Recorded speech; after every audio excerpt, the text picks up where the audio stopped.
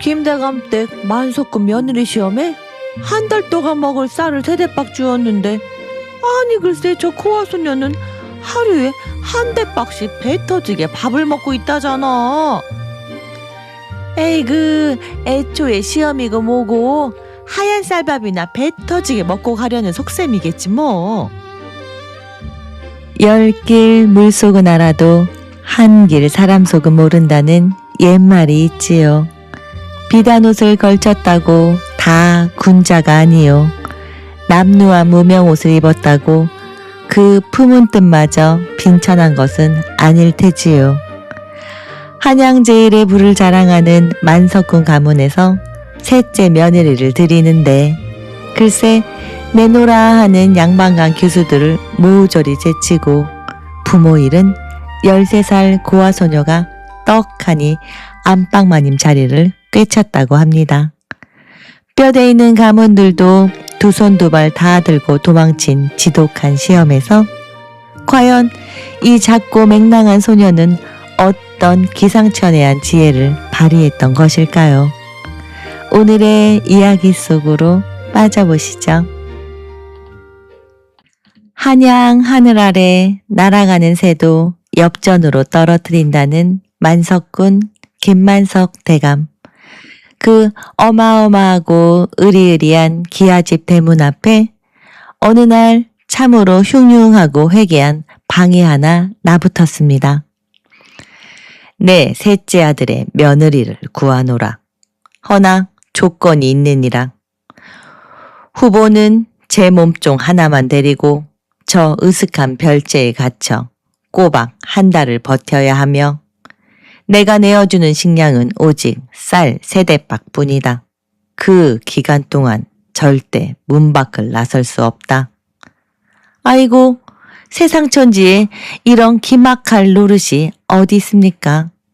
입 짧은 꼬마 계집아이가 먹어도 일주일이면 바닥날 쌀을 쥐어주고 한 달을 연명하라니요. 동네 사람들은 미친 짓이라 수군거렸지만 만석군 가문의 안방마님이라는 그 번쩍이는 자리가 탐났던 부잣집 아씨들은 그깟 고생 눈 딱 감고 한 달만 버티면 평생이 호사인데 하며 앞다투어 화려한 가마를 타고 며느리 시험에 도전장을 내밀었더랍니다. 자, 기세등등하게 콧대를 높이며 별채에 들어간 아씨들은 어찌 되었을까요? 덜컹 밖에서 무자비하게 자물쇠가 잠기고 방 한가운데 덩그러니 놓인 쌀 3대박을 마주하자 다들 눈앞이 하얘져 치마폭을 부여잡고 엉엉 눈물만 쏟아냈습지요. 평생 손에 흙 한 번 안 묻히고 온실 속 화초처럼 자랐으니 당최 아궁이에 불을 어찌 떼는지 알 턱이 있겠습니까? 결국 이들을 쥐어짜낸 방법이라곤 아침 저녁으로 맹물에 가까운 묽은 미음만 쑤어 먹으며 그저 숨만 쉬고 버티는 것이었습니다. 며칠을 줄인 배를 움켜쥐고 연명하다 보니 꽃 같던 얼굴은 누렇게 떠서 영양실조로 픽픽 쓰러지고 배고픔에 미쳐 제 발로 대문을 쾅쾅 두드리며 살려달라 도망치는 일이 부지기수였지요. 대감은 그 무능하고 나약한 꼴들을 보며 내 곳간을 맡길 제목이 이리도 없단 말이냐 하며 깊은 한숨만 푹푹 내쉬었습니다. 내놓으라 하는 교수들이 줄줄이 기꺼나요 대감의 속이 새까맣게 타들어갈 무렵이었습니다.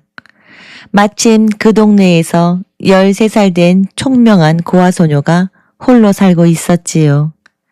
아이가 10살 되던 해 억수같이 쏟아지던 장대비에 뒷산이 무너지면서 허술했던 초가집을 덮쳐 하루아침에 부모를 모두 잃고 말았던 것입니다. 그 참혹한 슬픔 속에서 소녀의 가슴에는 깊고 서늘한 한이 맺혔습니다.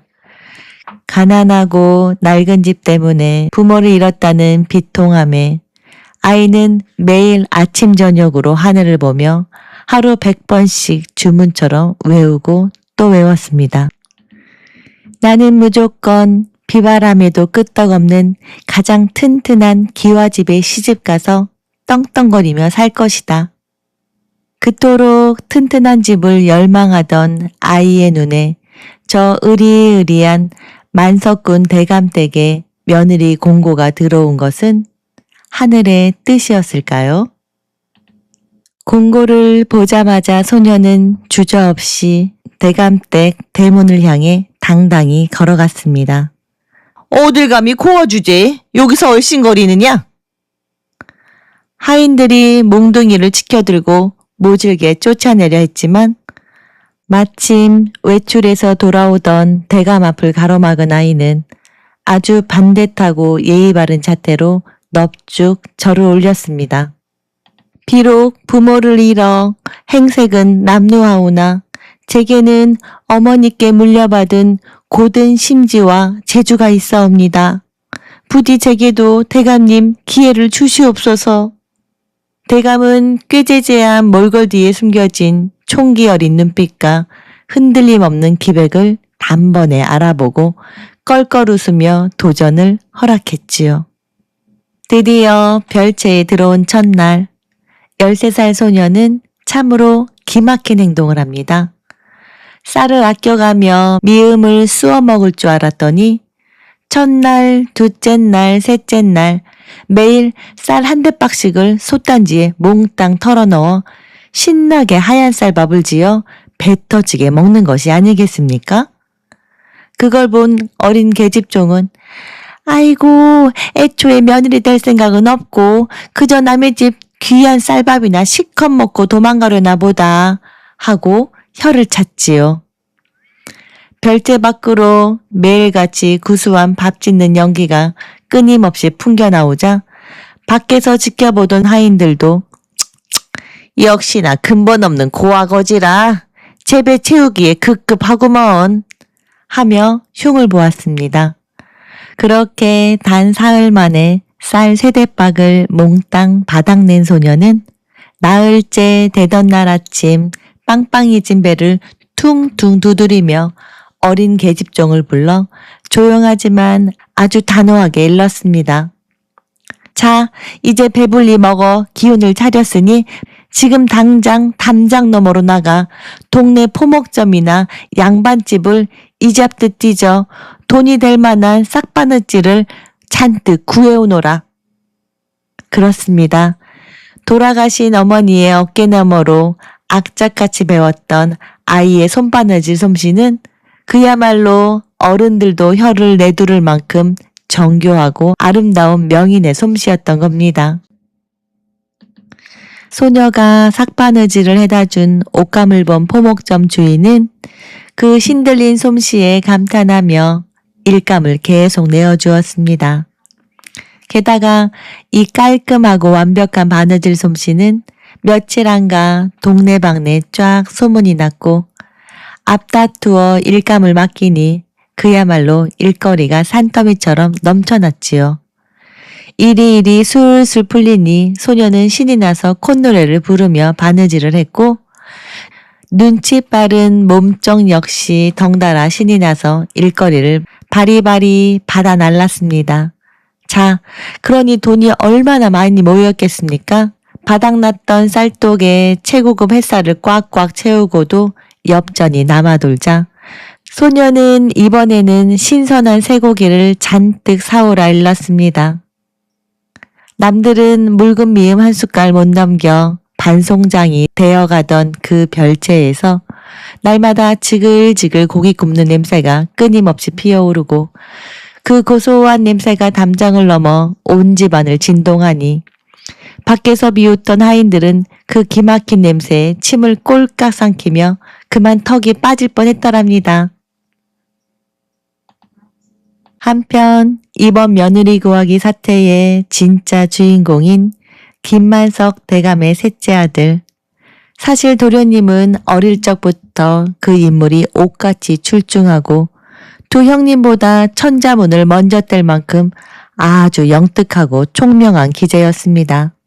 하지만 그 빼어난 재주 탓에 두 형의 지독한 질투와 시샘을 한몸에 받아야 했고 하루하루가 가시방석처럼 괴로웠지요. 형들의 견제를 견디다 못한 도련님은 어느 날 갑자기 정신줄을 놓은 척 침 질질 흘리는 바보 연기를 하며 어두운 방구석으로 꽁꽁 숨어버렸던 것입니다.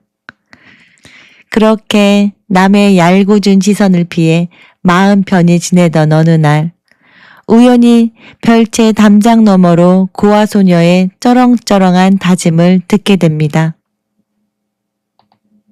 나는 기필코 이 튼튼한 기와집의 주인이 될 것이다. 비바람이 불어도 무너지지 않는 기와집에서 내 식구들을 배불리 먹일 것이다. 저 작은 고아 소녀도 제 험한 운명과 맞서 저리 당차게 싸우거늘 멀쩡한 사내인 내가 형들의 시샘이 두려워 평생 바보 행세나 하며 숨어 살아야 되겠는가. 거친 운명을 제 힘으로 뚫고 나가는 소녀의 눈부신 기백을 보자 거짓된 평안함 속에 숨어 지내던 도련님의 가슴 속에도 태어나 처음으로 진짜 날개를 펼쳐보겠다는 뜨거운 불꽃이 일기 시작했습니다. 어느덧 달이 차고 기울어 약조했던 한 달이 되었습니다. 철컥 하고 굳게 닫혀있던 별채의 육중한 자물쇠가 풀리고 문이 열렸지요.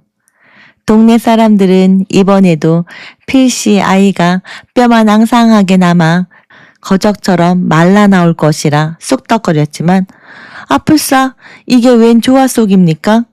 고아 소녀와 몸종은 얼굴이 보름달처럼 뽀얗게 살이 오르고 윤기가 흐르는 채로 아주 당당하고 예의 바르게 걸어 나온 게 아니겠습니까?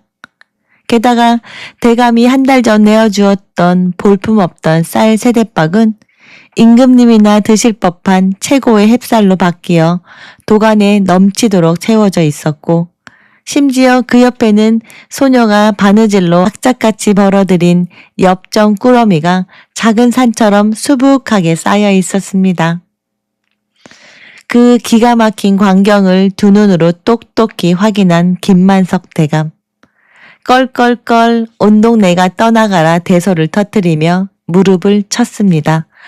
아하하! 내 어찌 이 아이의 바다 같은 그릇을 진작 알아보지 못했단 말이냐? 나는 쌀 세대박을 쥐어주면 그저 그것을 파먹으며 내 가산을 갉아먹는 미련하고 수동적인 며느리를 원치 않았다. 다들 이 아이를 똑똑히 보아라. 이처럼 꽉 막힌 상황에서도 제 배포와 재주를 10분 발휘해 쌀을 불리고 가족을 거두어 배불리 먹일 줄 아는 여인. 바로 주체적이고 예의 바른 사람만이 이 거대한 가문의 안방마님이 될 자격이 있느니라. 그리하여 부모를 잃고 눈물로 맹세했던 13살 소녀는 만장일치로 한양 최고의 부잣집의 셋째 며느리로 간택되었습니다. 사람들은 에이그 불쌍한 고아가 바보 도련님 수발이나 들게 생겼네. 에이그 혀를 찼지만 운명의 혼례 당일 화려한 사모관대를 차려입고 식장에 들어선 셋째 아들의 모습에 하객들은 일제히 숨을 들이켰습니다. 실실 웃던 바보 천치가 아니라 훤칠하고 다부진 체격에 눈빛이 별빛처럼 형령하게 빛나는 조선 최고의 영재인 진짜 본모습을 통쾌하게 드러낸 것입니다. 세상의 칼날을 피하려 바보탈을 써야 했던 총명한 아들과 아픈 상처를 딛고 일어선 현명한 고아소녀. 이 두 사람은 훗날 김만석 대감의 재산을 밑거름 삼아 비바람에도 결코 무너지지 않는 조선 팔도 최고의 거상 가문이라는 세상에서 가장 튼튼한 기와집을 지어 올렸답니다. 오늘 이야기 어떻게 들으셨습니까? 어린 나이에 겪은 뼈저린 아픔과 상처를 좌절과 핑계로 삼지 않고 오히려 내일을 살아가는 단단한 주춧돌로 삼은 13살 소녀의 지혜와 배포가 참으로 눈부십니다. 우리네 지난 삶 속에서도 남몰래 삼켜야 했던 눈물과 무너져 내린 아픔들이 숱하게 얽혀 있지요. 하지만 그 쓰라린 상처들마저 정성껏 바느질하여 엮어낸다면 우리 인생도 세상 비바람에 끄떡없는 아주 근사하고 튼튼한 기와집이 될 것입니다. 오늘도 함께 해주셔서 감사합니다. 그리고 사랑합니다. 김대감댁 만석군 며느리 시험에 한 달 동안 먹을 쌀을 세대박 주었는데 아니 글쎄 저 코아소녀는 하루에 한 대박씩 배 터지게 밥을 먹고 있다잖아. 에이그 애초에 시험이고 뭐고 하얀 쌀밥이나 배 터지게 먹고 가려는 속셈이겠지 뭐.